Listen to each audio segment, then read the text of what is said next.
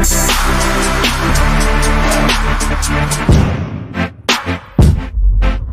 guys, what's up? Joe here from Right Way. In this video, we're just going to touch base on why we prefer off-market properties. By off-market properties, I mean ones that haven't been listed on the MLS or the multiple listing service. Here ours is, HAR, H-A-R.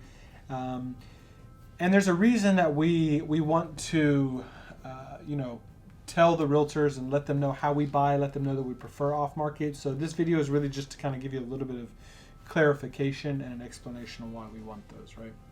So for one, it's less competitive. You're going to exert a lot of energy if you're only trying to buy on the MLS.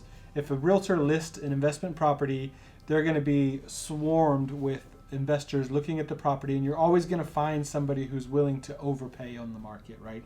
They don't have good relationships. They don't have the ability to go out there and source at the correct price, so they do pay too much on the MLS. So you're going to do your due diligence on the property. You're going to find your ARV. You're going to go physically look at the property.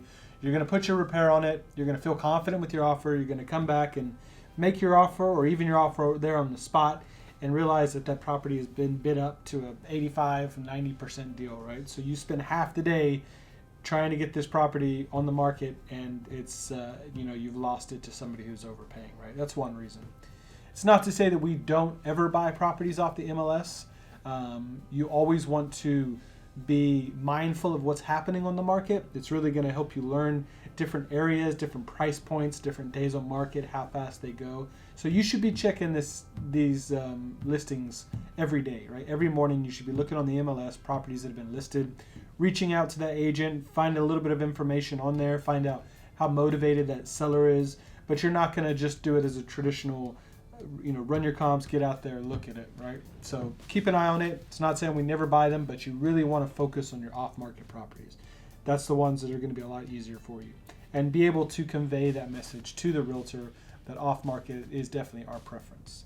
So the first point being less competitive, a waste of time on occasions. You can tell the realtor that we look at these properties all the time only to get to a certain length of it, and then we obviously lose out to somebody who overpays.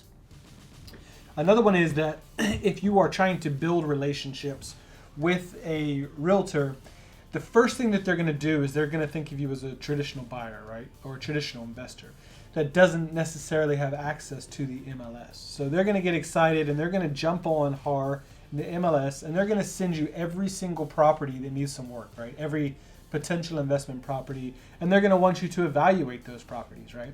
So you need to convey the message to them that one of your partners, if you don't have a license, has access to the MLS, so we do constantly monitor and look if anything on there fits our criteria. If you reach out to a bunch of realtors, they're all going to start sending you the same properties. It's going to bog your email down.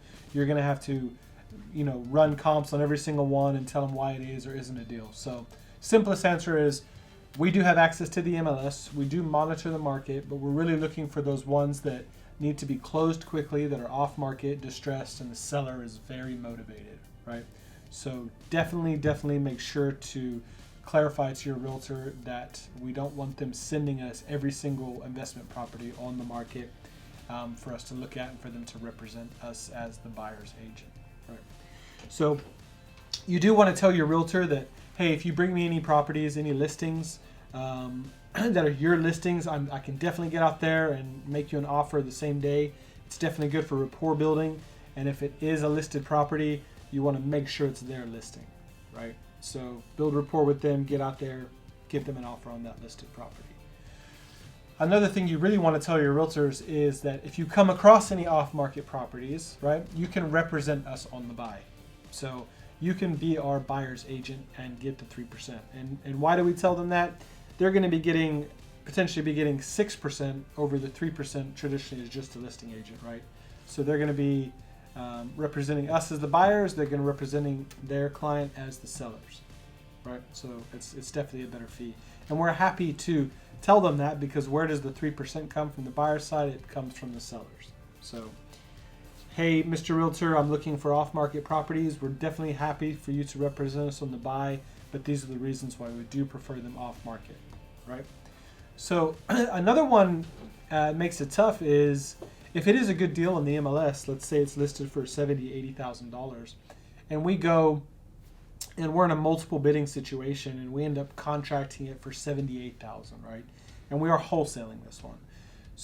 In certain instances, you're gonna have a lot of kickback from your investors. So we have contracted this property for $70,000, or $78,000. It was listed for $70,000, but now we're trying to sell this property for $85,000, right? If they're a quality investor and it's a rental property, the numbers aren't gonna matter as much to them, but still they're seeing that you're selling this property $15,000 over the listing price, and you are going to have some buyers who have an issue with that, right? So that is definitely one thing to consider. So another one is if it's a flip property, for example. Let's say you bought it for $100,000, but it's worth $250,000. Well, you know, according to those numbers, it's going to need a substantial amount of repair. So if you're flipping this property and you put in $70,000, $80,000 of work, $90,000 of work to be able to list it to $250,000, you can't really convey to the end buyer, the end homeowner, how much money you actually put into that property, right? So all that they see is that somebody bought it 2 months ago for $100,000 and now they're listing it for $250,000, right? And whatever human nature can kind of provides them some kind of leverage where they can use that against you, where they're saying, hey, why are you trying to sell this for $250,000? You bought it, just a couple months ago for $100,000. I want more of a discount off. So there's the potential on a flip, if it was listed previously, for it to be devalued off of the original purchase price, right, to what you're trying to sell it at. So it's just kind of a heads up. You're gonna, if you're new here or you're getting new to wholesaling, one of the most important things that you can do is to build relationships, right? So you're building relationships with realtors who need a service from you, right? We're a service-based business to buyers and to the investors. For the buyers as the investors and the sellers as the homeowners, or the realtor who is representing them, right? It's a very invaluable tool to have a team of realtors sending you off-market properties. And the service that you're providing the realtors is that you have the ability to get rid of this property in its current condition quickly, right? So how are you going to get rid of it quickly? You're going to have the ability to close on that property if it's a home run deal, right? If you have the right relationships with the right lenders, that you can close on it and resell it, or you need to have a very, very solid buyer's database, right? Where you don't have a wishy-washy buyer who's going to take 5 days to get an appraisal and then bust out because the appraisal was $5,000 less. So the service you're providing the realtor is quick. And the service that you're providing to the investor is that you are providing them an off-market property. You have done the groundwork to go out there and source this property, which isn't easy for them to find. They can't just log on to the MLS and scroll through a few investment properties and choose one, because they know that's not really where the deals are. The deals are the ones that are off market, that need to be moved very quickly, and the seller is willing to sell at a heavy discount because of a financial burden or an aesthetic burden. They just have to get rid of that property. Not a seller who has 2 months to wait for everything to be listed, to get all their agreements, to go online, to have inspections, appraisals. That's not where you're going to find the deals where they're going to take a substantial discount, right? So you are telling the realtor, hey, this is the service I provide. I provide a very quick close, and I can get this done without all the headaches associated with listing a property. Okay, so hope you enjoyed that video.